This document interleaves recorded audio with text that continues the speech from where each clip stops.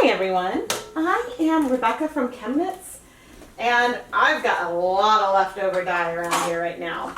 I've got some leftover Wilton's Violet, I've got some leftover grape KoolAid powder, and I thought we'd have some fun and do a little leftover dyeing. This pot has some vinegar in it. It's my dye safe pot. So I'm using my dedicated dye equipment even though I've got food colorings in there.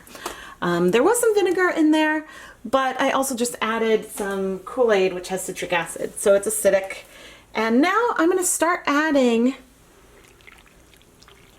ooh, that's sort of like a deepish purple. I'm going to start adding some, oh, I suppose I should turn this back on. This is Swish DK, it's dry. And I'm adding this slowly enough that, oh fun, you can still see there's a lot of color down there. But I've got more Wilton's Violet that I need to add. So it's going to be fun. We're going to have some nice kettle dyed yarn. Alright. Heating this up, and I'm going to turn the heat down. It's going to be a little random, a little bit of everything. And a lot of additional volume.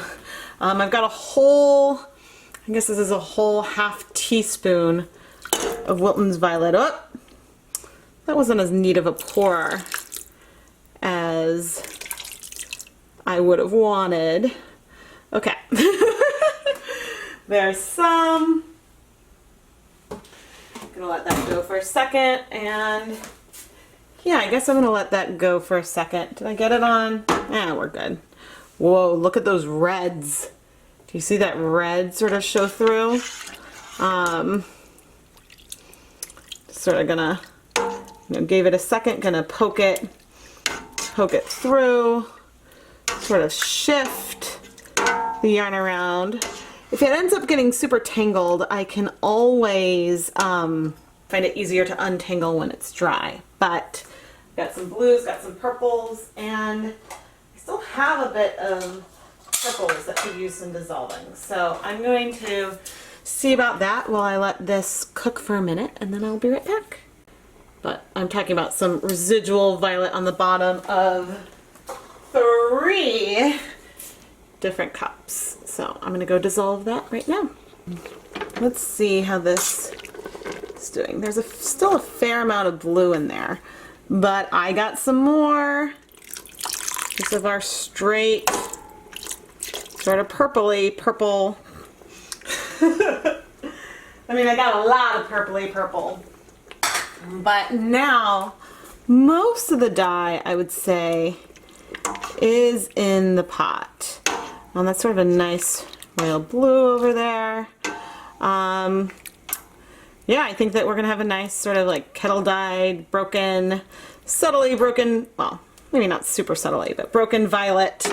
And yeah, I'm gonna go ahead, goodness, I'm not sure quite how much vinegar is in here. Maybe not a ton, but I'm gonna reduce the heat and let this go for 5 minutes, and then we'll come back and check on it.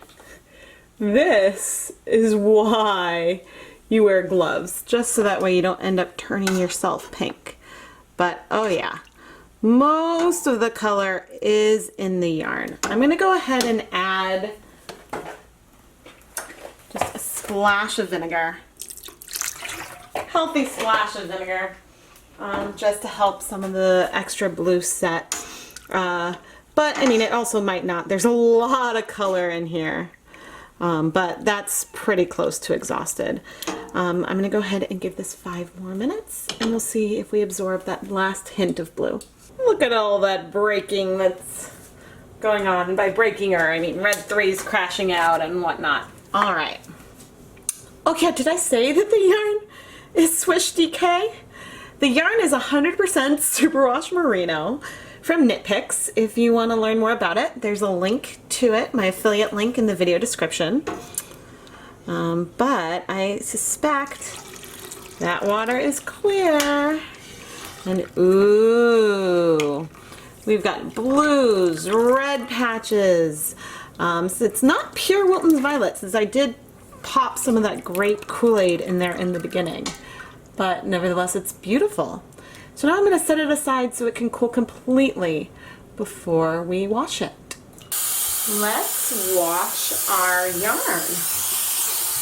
Ooh, this looks almost like gray. This is really cool. It's definitely, we've got a lot of broken purples, but it's in a more random kettle dyed sort of way.